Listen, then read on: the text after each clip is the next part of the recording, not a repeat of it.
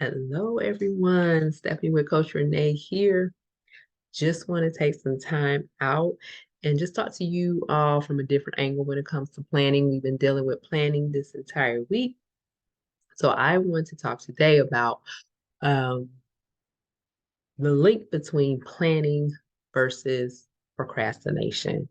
But before I get to that, I just want to make a special announcement that next Wednesday at 6 p.m., I'll be holding a live masterclass in our group based on how to market yourself on social media and engaging your audience. So I hope that you all will come and show up and gain the necessary tips and insights to help you expand your marketing to take it to another level that it hasn't been before, especially for my new entrepreneurs or for those of you who have shied away from social media in the past and you want to become more comfortable with it.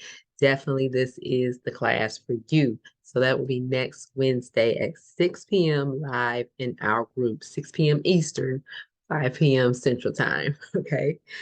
So I hope to see you all there next Wednesday. Okay. So back to what I was talking about the link between planning versus procrastination. So when it comes to this, procrastination especially, planning can help you overcome that. Planning can be the solution, or sometimes it can be the obstacle, especially for the overthinkers, like how I can be at times. Planning can be an obstacle to that procrastination as well. So managing your time helps you to stop doing all this. It helps you to stop putting things off. It helps you to stop becoming distracted. On the other hand, if you're having issues, I should say, moving beyond that planning stage, you might wind up being bogged down with what I want to call analysis paralysis, where you're just sitting there, wasting time thinking about everything that you need to do, should do, want to do, things that you see other people doing that you know you should be doing yourself, and you're not doing anything. So you're planning all this stuff that you want to do and never do it because you're just sitting there thinking about it. So that's the flip side. Like planning can help you move forward and achieve goals. Over planning, on the other hand, can cause you to get bogged down and procrastinate as well. So both sides of it can lead to procrastination. So you got to find that happy medium to not overplan and to plan at the same time so you can move forward. All right, so we're going to learn a few tips on how to turn your dreams to reality and how to help you move from thinking to doing, okay? All right, so we're going to tackle the underlying causes of this excess planning.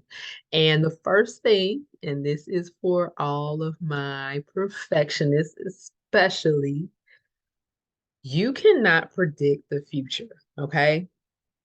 So you're going to have to accept the uncertainty. Yes, we plan, but things don't always go exactly how we planned it, and you have to be okay with that, okay? Planning gives you a roadmap, guidance, and direction on where you need to go, but we cannot control everything. Therefore, it might not work out how we thought about it. Sometimes it might work out better than how we planned it, you know?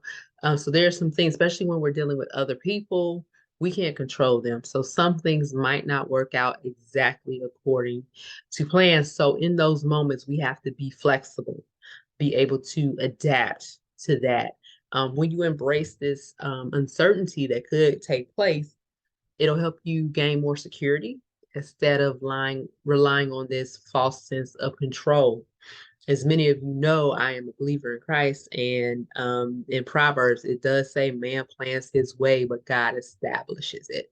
So we make the plans, but I trust God to establish them. So you want to let go of that false sense of control and just accept that you don't have it all right. You might not have it all together, and that's okay. It is okay. But having a plan does give you that first guide, that roadmap to where you need to go. But just know you can't predict the future. You don't know what's going to happen. But you still do what you need to do. Take the necessary steps that needs to take place, like to start the business and things like that. But things might, like I said before, take a different turn. You might have to pivot. So just be adaptable in those moments. All right. So the next thing is make an effort. And this goes out to all of my, I'm gonna do this, I'm gonna do that, I'm gonna get it this time. I'm gonna do it, I'm gonna lose that weight, I'm gonna go to the gym, I'm gonna do this, but you haven't done anything months later. How many of you said at the beginning of the year you were gonna lose weight? How many of you said at the beginning of the year, I'm gonna go to the gym? How many of you said at the beginning of the year, I'm gonna step out and start that business? Here it is, the second quarter of the year, you still haven't done it. And a lot of that has to do with fear, of course, but also is easier and takes less energy to talk about it and actually be about it and actually do it. So you're going to have to make an effort to do it.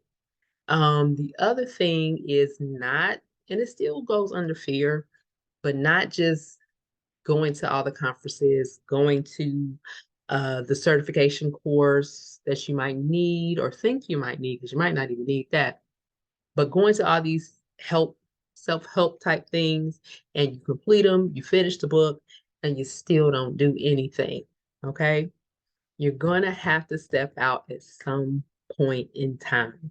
Otherwise, you're going to get caught up in what I just said earlier, the analysis paralysis, where you're just sitting around thinking and not doing anything. So make an effort. If you got a book or even have a coach and you all work out goals for you to obtain, you got to take the first step to achieving that goal. Don't just come meet with your coach and then get your goals and don't do anything. Okay. Make that effort. Make that effort. All right. The next thing, um, sometimes I feel like I'm talking to myself, but this is something I used to struggle with, because I do struggle with perfectionism. Okay. I do like to have it all together and have perfect. Learn from your experiences and don't fear making mistakes.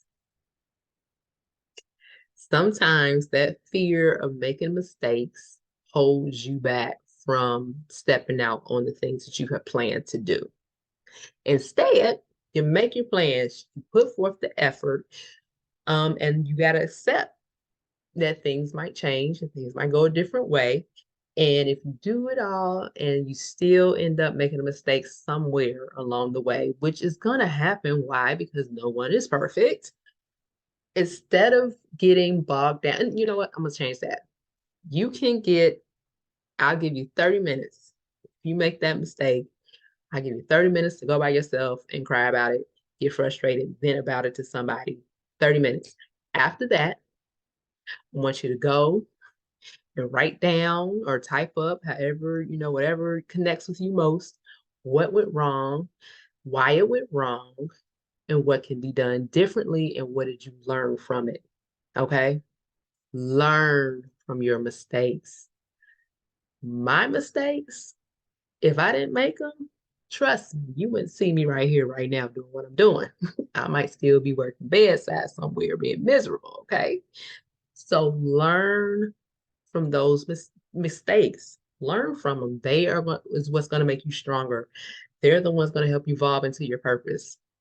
They're the ones that's going to make you grow into your confidence. And they're the ones that's going to make you a better person that you can go back and help someone else not to make those same mistakes. Sometimes the things that you are chosen to do is to help someone else out, not just you.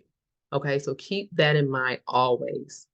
Learn from your mistakes and make progress regardless of the immediate outcomes. All right. That's a big one for someone. You might have to pause it and really pause this video and really just ponder on that one for a second. That is a big one. All right. The next thing for my overthinkers and perfectionists, look at the big picture. I'm laughing because sometimes I do this.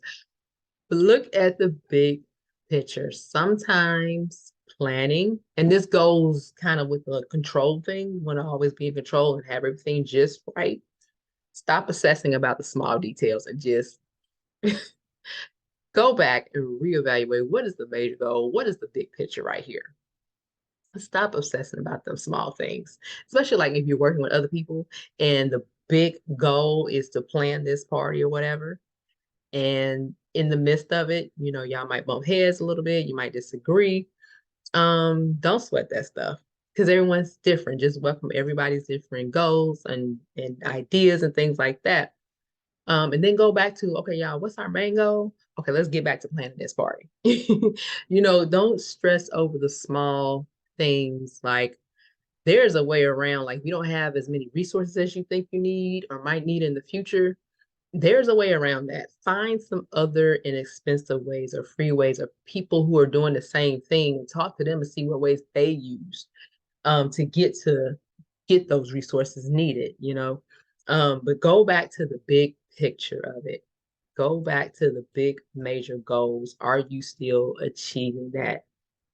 Or are you going to do far beyond it? Because sometimes you make that goal and you start running and you run and you start doing a whole bunch of other stuff that ain't got nothing to do with what that goal was in the beginning. You done ran off on a bunny trail. So make sure you take a step back, look at the big picture, make sure you're not obsessing over the small details, and make sure you are just handling it. Okay. And this kind of piggybacks off of what I just said earlier, but the fifth tip is live in the present time. Stop living in the future. Okay. And I'm going to preface this with yes, make your goals, know where you want to be in 3 months, 6 months, in the next year, 5 years, so forth. Know where you want to be. Now come back and live right here in the present so you can get there. Okay. Don't miss out on what's going on in your life right now because the lessons are happening today, this minute. Okay. They're happening right now. Do not ignore them or else you're going to miss out on life. Obsessing over what you're not yet. You hear that? Yet. Okay. You're not there yet. You're going to get there, just not yet. So live right here in the present. Be mindful of what's going on right now. Take it all in, learn from the lessons, and celebrate where you are today. Celebrate that, yes, I am in business for myself and I'm not working for anyone else. Am I totally where I want to be yet? No. I got my goals for where I want to be, and I'm going to get there. But this time last year, I was teaching. I was miserable. And the only times I was happy while I was there was when I was coaching, which was a new role that was created for me. I had to learn to enjoy that moment because it was that coaching that got me to where I am here a year later. I'm going to celebrate. That's what I mean. Live in the present and celebrate where you are while you are going into your future. Okay.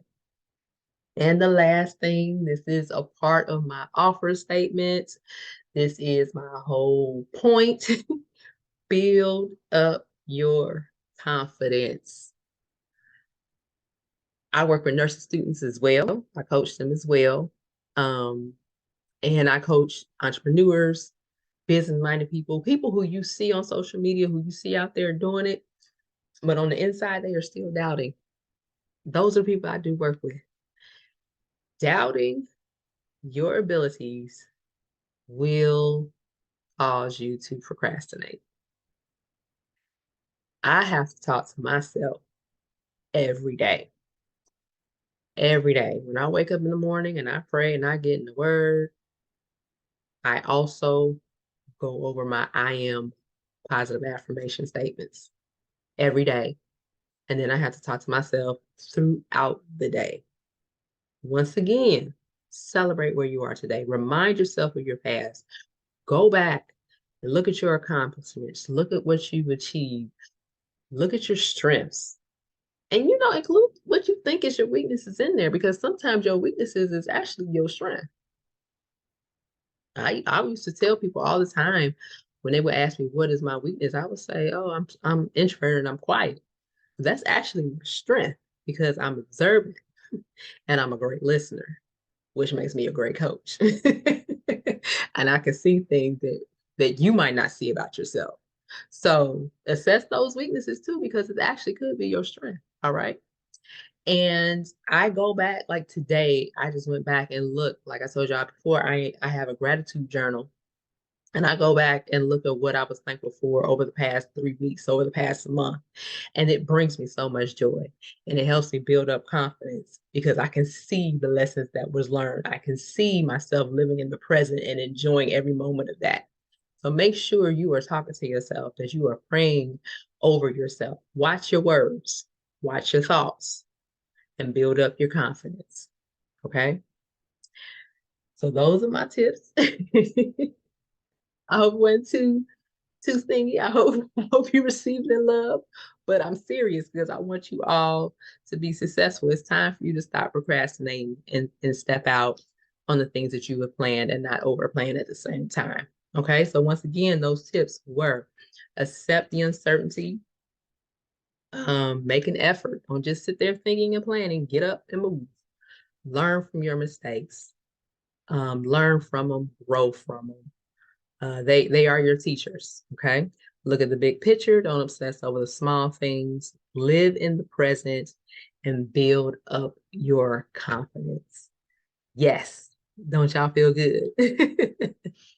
So, one more again, I am having, I mean, one more time, but I am having a live masterclass in our Facebook group next Wednesday at 6 o'clock to help you all uh, grow in your social media presence and to market that way and to engage your audience.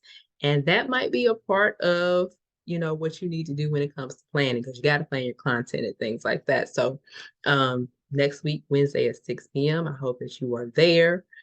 If you need some extra help, if everything I said resonated with you and you realize you need an extra boost, extra accountability partner, I do have a 4-month coaching program, which is the Transformational Mindset Accelerator.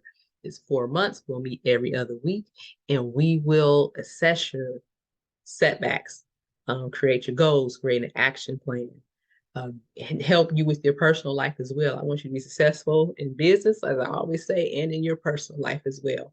And we'll meet for 4 months. And at the end of that 4 months, we will create an action plan to help you continue what we learned while we were meeting together so that you can stay on track and continue to grow and pass that on to someone else. So if you are interested, definitely reach out to me. You can DM me or comment program below and I'll reach out to you and we'll schedule the time to meet for a discovery call and make sure that we are a good fit. So as always, I hope you all are having a great week and the rest of your week will be great as well. Happy hump day. I'll see you next week at 6 p.m. Bye.